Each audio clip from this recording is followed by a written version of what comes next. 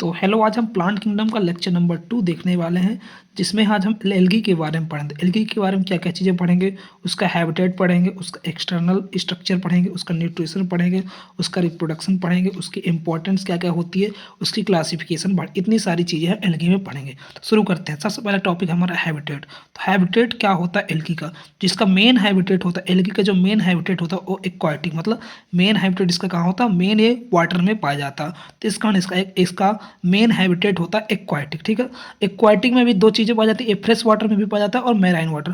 Fresh water का मतलब होगा जैसे पॉन्ड, तालाब हो गया, रिवर हो गया, तो इन सब चीज़ें जो पाई जाती है तो उसे बोलते हैं फ्रेश वाटर।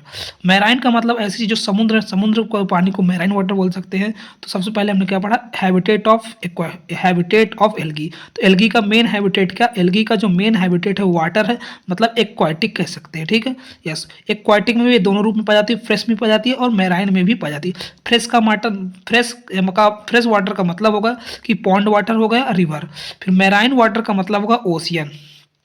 इसके अलावा इसके अदर हैबिटेट भी होते हैं, डीप सी मतलब समुद्र की गहराई में, बार्क ऑफ ट्री मतलब पेड़ की छाल में। फिर ब्रैकिश वाटर का मतलब होता है ऐसा पानी जहाँ पर फ्रेश वाटर और मैराइन वाटर मिलता है, तो वहाँ पर हमारा ब्रैकिश वाटर बोलते हैं, तो वहाँ भी पाया जाता है। इसके अलावा मॉइस्ट सॉइल मतलब गीली मिट्टी बोल सकते हैं, विथ लाइकन्स के साथ, हमारे जो लाइकन्स होते हैं उनके साथ एसोसिएशन होता है, तो वहाँ भी हमारा क्या पाया जाता है, एल्गी पाई जाती है। तो एल्गी के हैबिटेट के बारे में हो गया। ठीक है, तो एक एक्वाटिक होती है, फ्रेश में पाई जाती है, मैराइन में पाई जाती है, डीप सी में पाई जाती है, बार्क ऑफ ट्री में पाई जाती है, ब्रैकिश वाटर में होती है, इसके अलावा मॉइस्ट सॉइल में होती है और लाइकेंस में होती है। अब इसके बेसिक पॉइंट के बारे में बात करते हैं। तो देखो, हमारा जो एल्गी होता है वो प्लांट किंगडम के अंदर आता है। ठीक है, तो इस कारण प्लांट सेल होगी, तो इसकी सेल वॉल में क्या होगा, सेलुलोज तो मेन होगा, सेलुलोज तो होगा ही होगा।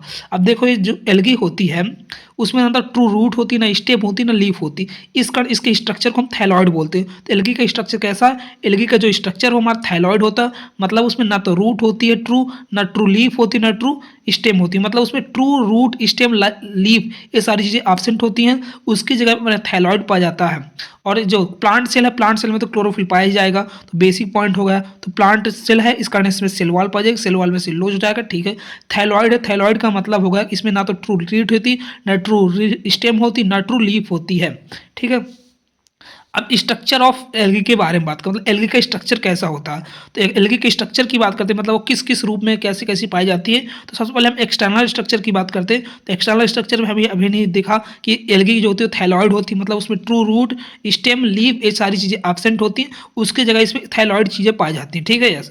तो एल्गी जो होती है वो वेरिएशन शो करती है फॉर्म एंड साइज, मतलब उसका जो फॉर्म होता है, उसके साइज होता है, मतलब कितना बड़ी हो सकती है, और अलग अलग तरीके के फॉर्म पाए जाते हैं, मतलब कोई यूनिसेलुलर हो गया, कोई कॉलोनी के रूप में हो, कोई मल्टीसेलुलर, तो उसमें वेरिएशन पाई जाती है। तो एल्गी में वेरिएशन पाई जाती है उसके फॉर्म में, उसके साइज में। सबसे पहला फॉर्म होता है यूनिसेलुलर की। तो ऐसी एल्गी जो अकेली कोशिका के रूप में रहती है उसे बोलते हैं यूनिसेलुलर एल्गी, मतलब वहाँ पर एक अकेली कोशिका ही एल्गी का काम करती है, उसे यूनिसेलुलर एल्गी बोलते हैं। और यूनिसेलुलर एल्गी का एग्जाम्पल क्लेमाइडोमोनास और क्लोरेला, जो क्लेमाइडोमोनास होते हैं, क्लोरेला होते हैं, हमारे यूनिसेलुलर एल्गी होता है। फिर कॉलोनी के रूप में, मतलब जब कई सारे एल्गी एक ग्रुप के रूप में रहती हैं, जब एक ग्रुप के रूप में रहती है उसे कॉलोनियल एल्गी बोलते हैं। कॉलोनियल एल्गी का एग्जाम्पल कॉलोनियल एल्गी का एग्जाम्पल है वॉलवॉक्स। ठीक है, तो हमारी यूनिसेलुलर एल्गी कॉलोनियल एल्गी हो गई।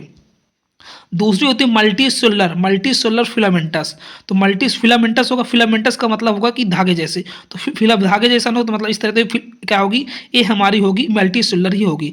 तो मल्टीसेलुलर जो फिलामेंटस होता है ये मोस्ट कॉमन होता है, मतलब सबसे ज़्यादा एल्गी में सबसे ज़्यादा यही पाई जाती है, फिलामेंटस ही पाई जाती है। ठीक है, यस। तो इसमें दो चीज़ें, एक ब्रांच होती हैं, ब्रांच का मतलब देखो इस तरह ब्रांच होगी, जब उसे ब्रांच बोल देंगे तो ब्रांच होती है, अनब्रांच होती है। तो ब्रांच जो होती है उसका एग्जाम्पल है क्लैडोफोरा, ब्राउन एल्गी और रेड एल्गी। तो ब्राउन एल्गी हमारी, रेड एल्गी और क्लैडोफोरा ये कैसी होती है, ब्रांच फिलामेंटस होती है।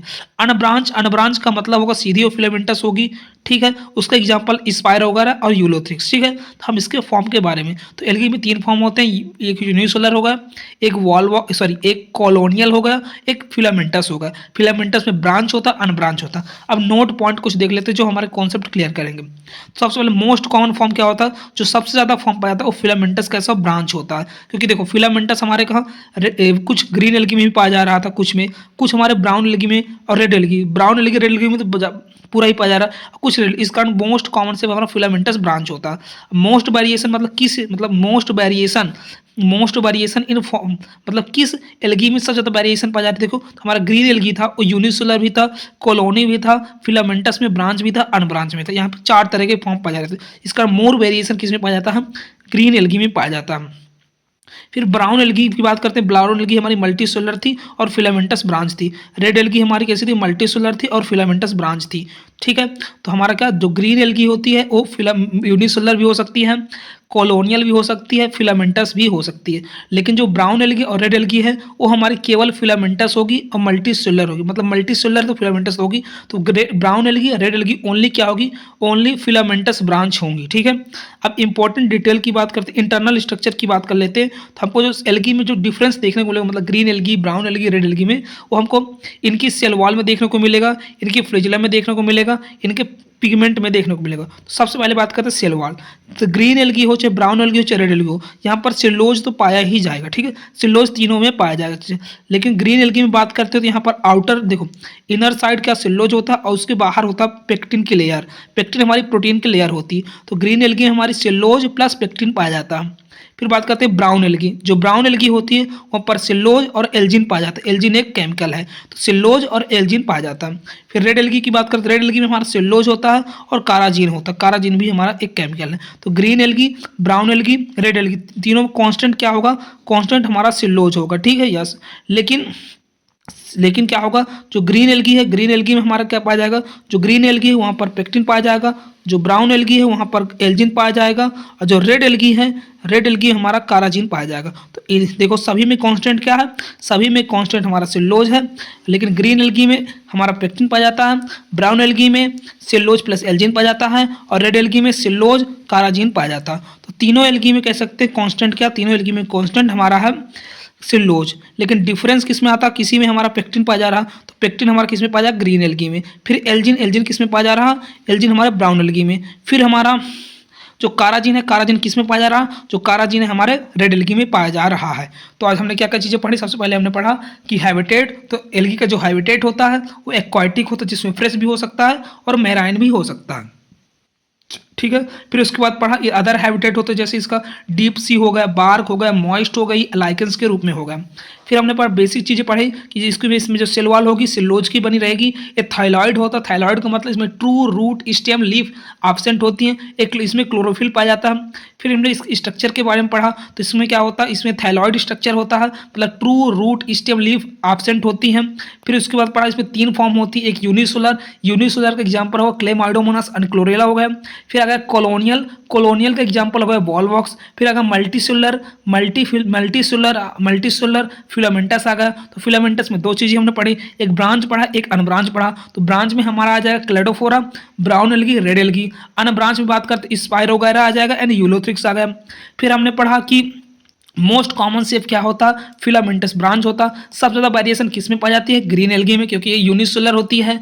और इसके अलावा यहाँ पर कॉलोनियल होती है, और इसके अलावा एक ऐसी होती है ब्रांच होती, अनब्रांच और ब्रांच होती है।